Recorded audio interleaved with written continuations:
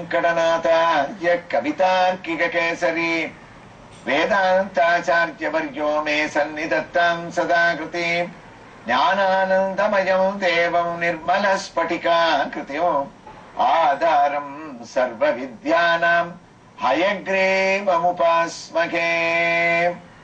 நம்முடைய நாராயணியம் வாராவாரம் ஏதாவது ஒரு திருக்கோயிலிலிருந்து கண்ணனுடைய திவ்ய தரிசனத்தோடும் அந்த திருக்கோயிலே அமைந்துள்ள மற்ற சன்னதியினுடைய எம்பெருமான்களுடைய திவ்ய தரிசனத்தோடும் நாம் நாராயணியத்தை சிரவணம் செய்து கொண்டும் அந்த திவ்ய தரிசனத்தை கண்டும் ஆனந்தத்தோடு அனுபவித்துக் கொண்டிருக்கின்றோம்.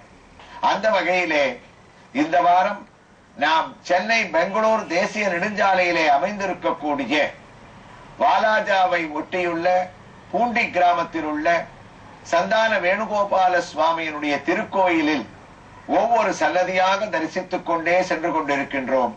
கடைசியில் மூலமூர்த்தியும் உற்சவமூர்த்தியும் தரிசிக்க இருக்கின்றோம். அந்த வகையிலே இன்றைய தினம் இங்கு அழகாக ஒரு தனி சன்னதியாக லக்ஷ்மி அயக்ரீவ பெருமாளுடைய திவ்ய தரிசனம். லக்ஷ்மி அயக்ரீவ பெருமாள் நமக்கு ஞான ஆனந்தமயம் தேவம் என்று ஞானத்தை அளிக்கக்கூடியவர். குருவாயூரப்பன் சாந்திரானந்த கணஸ்வரூபன், அயக்ரீவனோ ஞானானந்த கணஸ்வரூபன். நமக்கு படிப்புக்கோ வித்தைக்கோ ஞாபக சக்திக்கோ அனைத்து கலைகளிலேயும் நாம் தேர்ச்சியை அடைவதற்கு நமக்கு உதவக்கூடியவர், அருள் வழங்கக்கூடியவர் ஸ்ரீ ஞான அயக்ரீவர். அந்த அயக்ரீவ மூர்த்தியானவர் இங்கு லக்ஷ்மி அயக்ரீவனாக எழுந்தருளி இருக்கின்றார். ஆம், இந்த திருக்கோயிலிலே நரசிம்மரும் லக்ஷ்மி நரசிம்மர், வராகரும் லக்ஷ்மி வராகர், அயக்ரீவனும் இங்கு லக்ஷ்மி அயக்ரீவனாக மகாலட்சுமியை தன்னுடைய மடியிலே அமர்த்தி கொண்டு சங்கு சக்கரங்களோடு எழுந்தருளி இருக்கக்கூடிய இந்த மூர்த்தியானவர் அந்த மகாலட்சுமியை அணைத்துக் கொண்டு சாலக்கிராம மாலையை சார்த்தி கொண்டு இங்கு அழகாக நமக்கு காட்சி தருகின்றார். இங்கு இருக்கக்கூடிய லக்ஷ்மி அயக்ரீவனுடைய உற்சவமூர்த்தியினுடைய ஒரு விசேஷம் என்னவென்றால், அந்த உற்சவமூர்த்தியானவர் ஆதிசேஷனுக்கு கீழே, ஆதிசேஷன் குடைபிடிக்க, சென்றால் குடையாம், இருந்தால் சிம்மாசனமாம், நின்றால் மரவடியாம் என்று மகான்கள் அனுபவித்தபடி உயர்ந்த ஆதிசேஷனுடைய கொடைக்கு கீழே அந்த ஆதிசேஷன் வெள்ளி கவச்சத்தால் செய்யப்பட்ட ஆதிசேஷனாக அவருக்கு கீழ் அமர்ந்து கொண்டு நமக்கு ஞானத்தை வழங்கிக் கொண்டிருக்கின்றார். இந்த அயக்ரீவன் மற்ற மூர்த்திகள் போல் அழகான சாலக்கிராம மாலையை சார்த்தி கொண்டிருந்தாலும் கூடவே வாசனை பரிமளிக்க அயக்ரீவனுக்கே பிடித்த உண்டான ஏலக்காய் மாலையையும் தான் சார்த்தி கொண்டு இந்த திவ்ய சன்னதியிலே நமக்கு அனுகிரகம் செய்து கொண்டிருக்கின்றார். அவரை நாம் தரிசிப்பதால் இங்கு வித்தையிலே வேண்டிய சர்வ நலனையும் அவர் அளிக்கின்றார். நாம் ஆத்ம திருப்தியோடு அவருடைய திவ்ய தரிசனத்தோடு நாம் கேட்டுக் கொண்டிருக்கின்றோம். நாம் இப்போது நாராயணியத்தினுடைய 3வது ஸ்லோகத்தை தொடங்க இருக்கின்றோம். முதல் தசகத்திலே அதற்கும் அயக்ரீவ சுவாமியினுடைய திவ்ய தரிசனத்திற்கும் உண்டான ஒரு ஒற்றுமையை நாம் நோக்க இருக்கின்றோம். அந்த சந்தர்ப்பத்திலே நாம் இந்த திருக்கோயிலிலே தெரிந்து கொள்ள வேண்டியது ஒன்று, நாம் ஏற்கனவே தரிசித்த லக்ஷ்மி நரசிம்ம சுவாமிக்கு பிரதி மாதமும் சுவாதி நட்சத்திரத்தின்று இங்கு விசேஷமான திருமஞ்சனம், அதாவது அபிஷேகமானது நடைபெறுகின்றது.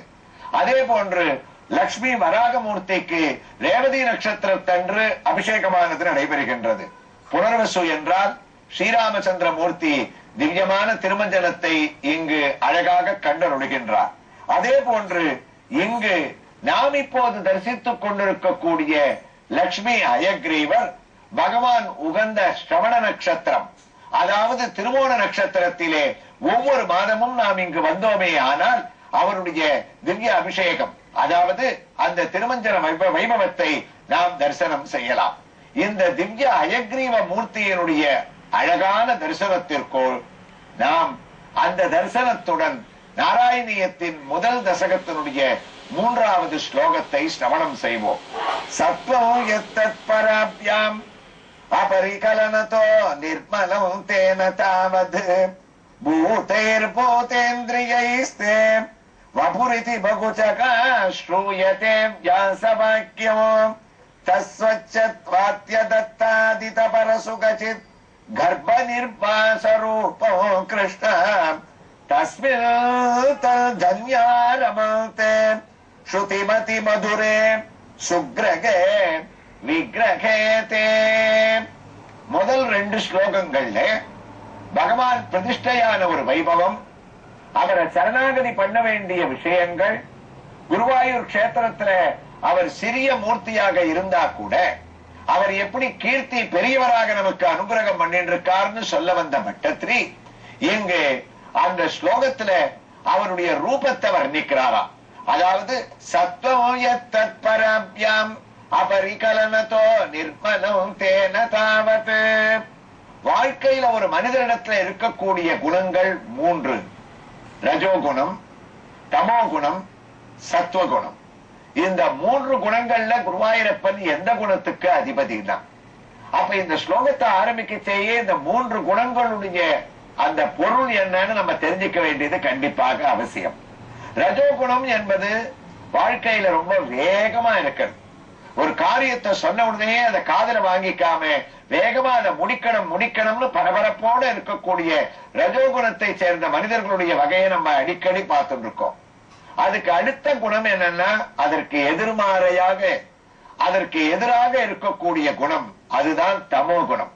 ரஜோகுணத்தை சேர்ந்தவர்கள் எந்த அளவுக்கு வேகமோ அந்த அளவிற்கு குறைந்த வேகத்தோடு செயல்படக்கூடியவர்கள் தமோ குணத்தினுடைய பிரிவை சேர்ந்தவர்கள். நடுவுல இருக்கக்கூடிய குணம் சத்துவ குணம். அதாவது அதிகமான வேகமும் கிடையாது, அதிகமாக ஒரு மெதுவாக செய்யக்கூடிய ஒரு திறனோடு இல்லாமல் சத்துவ குணம். அதாவது இந்த பேலன்ஸ்டா இருக்கிறதுன்னு நம்ம சொல்லுவோமே, அது போல செய்ய வேண்டியதை ஆராய்ந்து சிந்தித்து அனைவருக்கும் எது நன்மையை அளிக்குமோ அதை செய்பவனுக்கு சத்துவகுணம். அதனால தான் அவனை சாத்விகி என்று அழகாக அறிவிப்பார்கள். நம்ம ராமாயணத்திலேயே அதுக்கு அழகான ஒரு உதாரணத்தோட சொன்னா இந்த 3 குணங்களோட பெருமை உங்களுக்கு புரிஞ்சிடும். ராவணன் இருக்கானே, ராவணனை பத்தி நமக்கு தெரியும். ராவணனை அழிப்பதற்காக பகவான் ஸ்ரீராமச்சந்திர மூர்த்தியாக அவதாரம் செய்தார். ஸ்ரீராமாயணத்துல ராவணனுடைய குணம் இருக்கே, அது ரஜோகுணம். ரொம்ப வேகம், எதுக்குமே சிந்திக்க இல்ல. கைலாச மலைய தூக்கி ஒரு அசைக்கணும்னா அசைச்சுடுவான். சூர்பனக சொன்னா சீதை ரொம்ப அழகா இருக்கான்னா வேகமா தேரை எடுத்துட்டு போய் மாரீச்சனை கட்டாயப்படுத்தி சீதையை தூக்கிட்டு வந்துருவான். ஆக காரியத்தை சிந்திக்காமலும் அதனுடைய பின்விளைவுகளை பத்தி தனக்கே விளைவிக்கக்கூடிய ஆபத்தை பத்தி நோக்காமலும் பண்ணக்கூடியது ரஜோகுணம் ராவணன். அதே தமோ குணம் மெதுவா இருக்கிறது, சொல்லவே வேண்டாம். ராவணனுடைய சகோதரனான கும்பகர்ணன் 6 மாசம் தூங்குவான், ஒரு நாள் எழுந்துப்பான். அந்த ஒரு நாள் உலக விவரங்களை பார்ப்பான், மறுபடியும் தூங்க ஆரம்பிச்சான்னா 6 மாசம் தூங்கிட்டே இருப்பான். ரொம்ப மெதுவா காரியத்தை நடத்துவர்களையோ அதிகமாக தூங்குபவர்களையோ நம்ம கும்பகர்ணன் அழைக்கிறது வழக்கம்.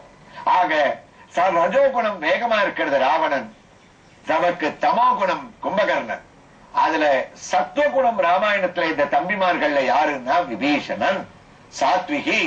ஒரு ராட்சச வம்சத்திலேயே கூட பழகினா கூட அவர்களுடைய ஒரு மெதுவான குணமும் வேகமான குணமும் இவனிடத்திலே ஒட்டி கொள்ளாமல் பகவான சரணடையணும். அண்ணாவே இருந்தா கூட அவன் நல்ல விஷயத்தை சொன்னான்னா அவன் நம்ம சொல்றதை கேட்கலன்னு சொன்னா நாம நல்லது எங்க இருக்கோ அங்க சரணடைந்து விட வேண்டும் என்று நிவேதயத மாம் க்ஷிப்ரம் விபீஷணம் உபஸ்திதம் என்று உன்னை தவிர எனக்கு வேற கதி இல்ல ராம, உன்னையே நான் சரணடைந்தேன்னு சத்துவகுணத்தோட ராமாயணத்துல இருந்தவன் விபீஷணன். அதனால்தான் ஸ்ரீராமச்சந்திர மூர்த்தி அடைந்தவருக்கு அருளானாயின் அறம் என்ன ஆண்மை என்னன்னு தன்னுடைய தசரதனுடைய குடும்பத்துல ஒத்தனாக எங்களுக்கு இருக்கக்கூடிய சாத்வீக சத்துவகுணம் உனக்கு இருக்கே, நின்னுடன் எழுவரானோம்னு தழுவிண்டாராம். ராமாயணத்துல சத்துவகுணம் இருக்கிறதுனால விபீஷணனே என்னோட குடும்பத்தோட 7 பேர் ஆனேன்னு சொன்னார். சுக்ரீவனை 6வது பேராக சேர்த்தார், குகனை 5வது நபராக சேர்த்தார், சுக்ரீவனை 7வது பேரா சேர்த்த அப்புறம் ராமாயணத்துல நின்னுடன் 8 பேர் ஆனோம்னு இன்னொருத்தர் அவர் சேர்த்துக்கவே இல்லை, விபீஷணனோட நிறுத்திட்டார். அதற்கு காரணம் சத்துவம் எத்தத் பராபியாம் அப அபரிகரணத்தோ நிர்மலம் தேனதாவது. சாத்வீகமான குணத்தோட உலகத்துல யார் இருக்காளோ, குருவாயிரப்பா உனக்கு அவர்களை ரொம்ப பிடிக்கும்டா. எங்க கிட்டக்க நீ எதிர்பார்க்கிறது சாத்வீகமான பக்தி, அதாவது கல்மிஷமில்லாத பக்தி, உள்ளொன்று வைத்து புறமொன்று பேசாத பக்தி இருக்கே, அதுக்குத்தான் சாத்வீக பக்தின்னு பேர். அதனால நீ சந்தோஷப்படுற காரணம் என்ன தெரியுமா? உன்னிடத்துல ரஜோகுணமும் கிடையாது, தமோ குணமும் கிடையாது. குருவாயூரப்பனான உன்னுடைய விக்கிரகம் இருக்கே, பிரத்யக்ஷ தெய்வம்னு நாங்க வழிபடுறமே, நீ எந்த ரூபத்தோட உருவானவன்? சத்வம் எத்தத் பராபியாம், சாத்வீகமான மூர்த்தி. அது மாத்திரம் இல்ல, உன்னுடைய சரீரம் பஞ்சபூதங்களாலும் 11 இந்திரியங்களாலும் செய்யப்பட்டதுன்னு யார் சொல்றா? எங்க கிருஷ்ணன் சாத்வீகமான சொரூபன்னு பட்டத்திரியான நான் தான் ஏதோ சொல்லிட்டேன், நான் சொன்னதுனால நாராயணியத்துல அதுக்கு பெருமை ஏற்பட்டதுன்னு நீ நினைக்காத. அத முதல்ல சொன்னவர் யார் தெரியுமா? அபரிகலனதோ நிர்மலம் தேன தாவத் பூதைர் பூதேந்திரியைஸ்தே வபுரிதி பகுச்சகா ஸ்ரூயதே வியாசவாக்யமோகம்.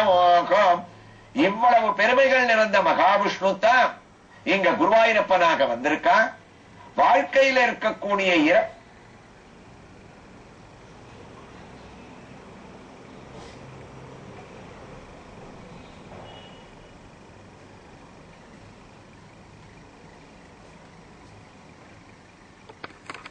வியாசர் எப்படிப்பட்டவர்? வியாசாய விஷ்ணுரூபாய வியாசரூபாய விஷ்ணவே.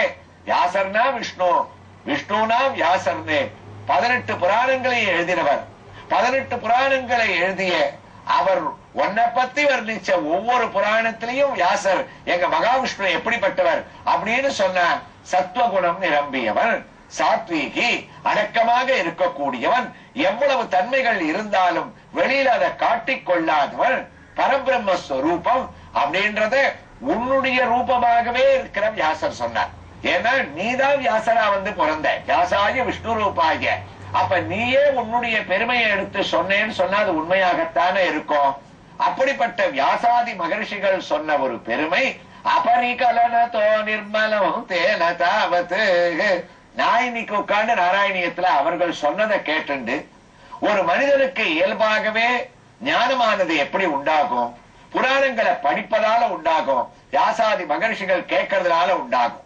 ஆக நீ சத்வஸ்வரூபன், ஞானஸ்வரூபன், ஞானத்தை அழிக்க வல்லக்கூடிய குருவாயூரப்பன். இந்த ஸ்லோகத்தோட ஒத்துமை இருக்கே, நாம தரிசிச்சு இருக்கக்கூடிய இந்த அயக்ரீவ மூர்த்தியும் சத்வகுணம் நிரம்பியவர்.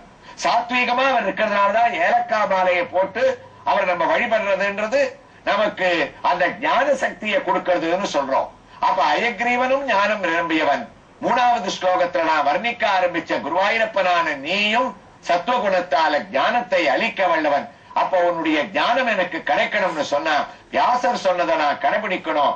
நீ இந்த குருவாயூர்ல எந்த விக்கிரகமாக இருக்கேன்னு அடுத்து வரக்கூடிய வரிகள்ல அவர் சொல்லக்கூடிய ஒரு திவ்ய வைபவத்தை இந்த வேணுகோபாலனுடைய திருக்கோயில்ல இருக்கக்கூடிய சன்னதிகளுடைய திவ்ய தரிசனத்தோடு நாம் வரக்கூடிய பகுதிகள்ல அடுத்த வாரம் இதே திருக்கோயிலோடு நாம் மீண்டும் கேட்போம். நாராயணா ஸ்ரீமன்னா